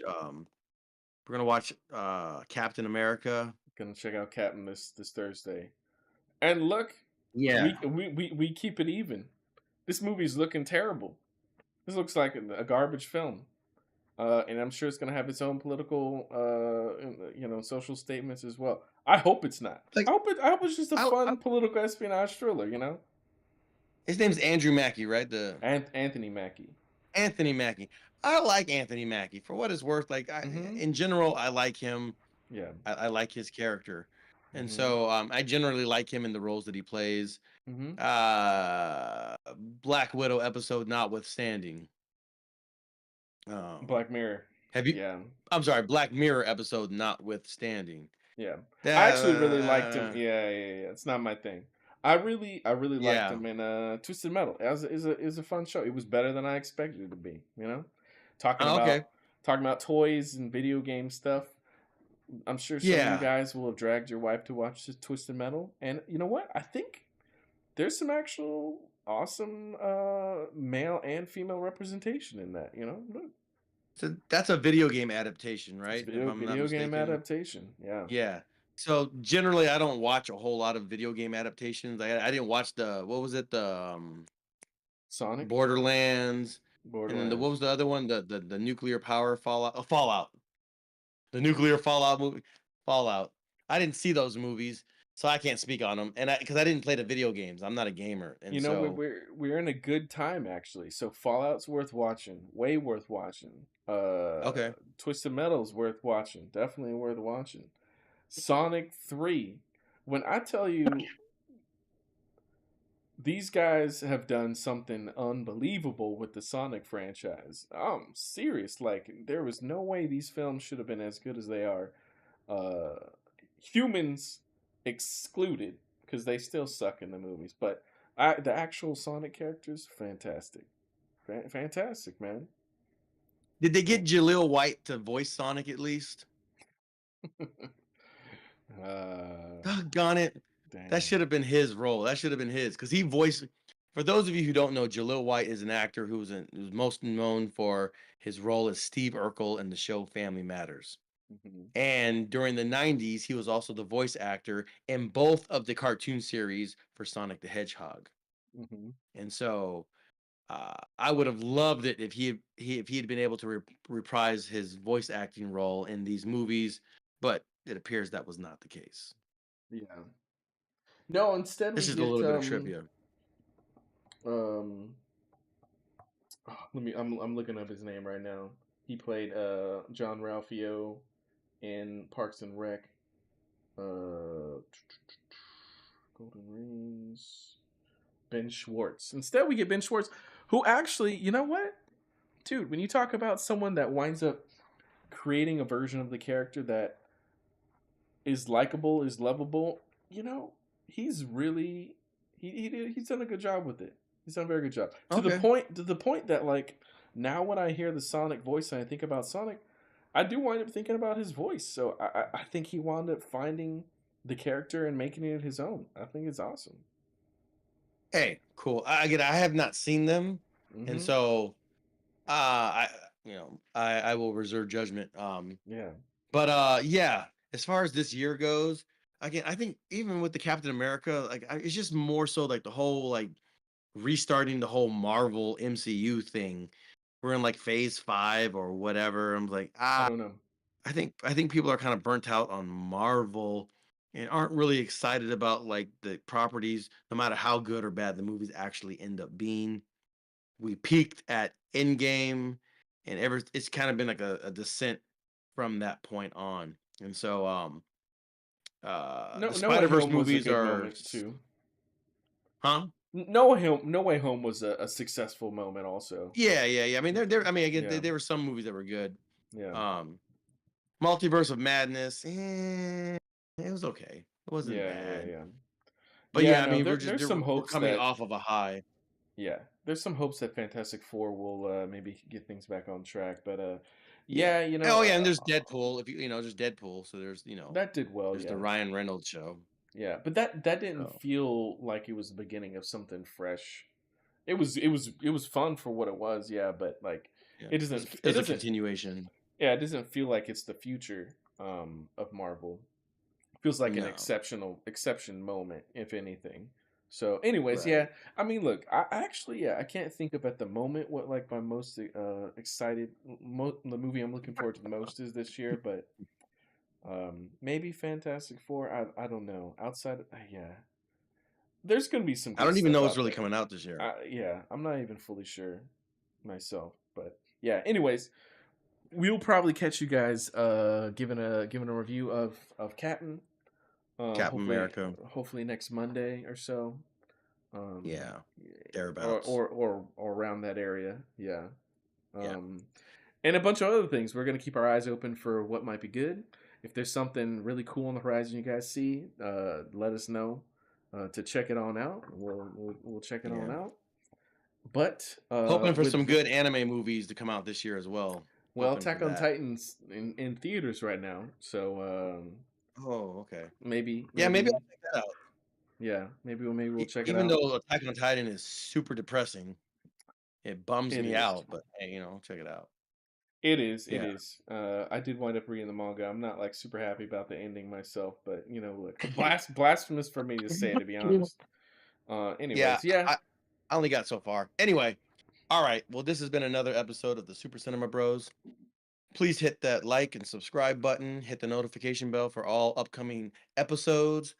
Um, and we will catch you on the next one. Catch you guys This is next Austin time. signing off. This is Josiah. And yeah, God bless you. And Godspeed. Hmm. Take care of yourselves and each other. Wait a second. Save this one for your next video. Sneak peek into the next. I know it is really a sneak peek into the next video. You'll hear more of our thoughts on all that stuff next time. Yeah. All right, ladies and gentlemen. For those of you who joined us on the live chat, thank you so much. Thank you. We appreciate you. And yeah, we're just hoping to grow the channel bit by bit, piece by piece, review by review. And we Hmm. hope you had a great time. So until next time, God bless you. And we are outro. All right. See you.